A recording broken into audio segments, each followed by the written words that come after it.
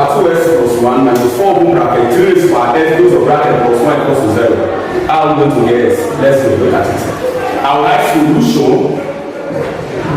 Okay, now this is the question. 3 raised to power 2s plus 1 minus 4 open bracket 3 raised to power s close the bracket plus 1 equals to 0. Now, this is what I will do. I will express this in form of this.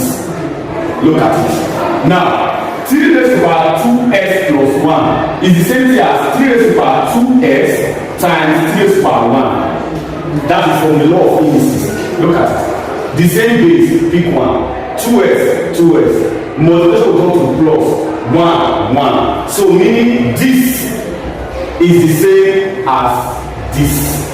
Okay, alright. Now minus 4 open bracket raised to power s close the bracket plus 1 equals to 0. Now I will make this to look like this. See how I'm going to do it. Now this is the same thing as 3 raised to power s all brackets 2. From the laws of indices, I can multiply this to s times 2, I will get 2s. So meaning this is the same as this.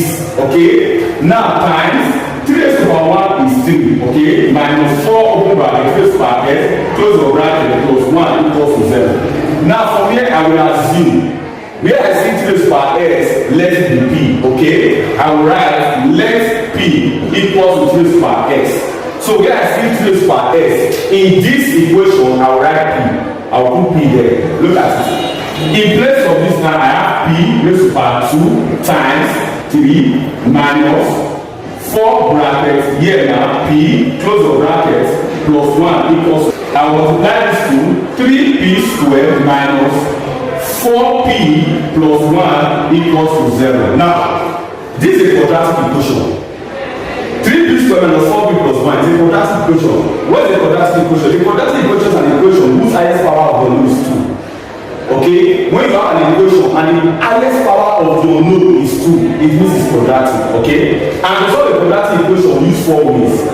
We either use factorization method, or we use formula method, or we use complete square method, or we use graphical method. Alright, now let me use complete square method to solve this quadratic equation. Look at it. I will use this to multiply this. Now we have 3p squared times 1. That will give me 3p squared. Okay.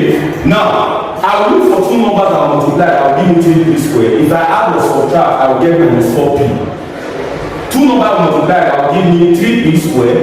If I add or subtract, I will get minus 4p. The two numbers are minus 3p.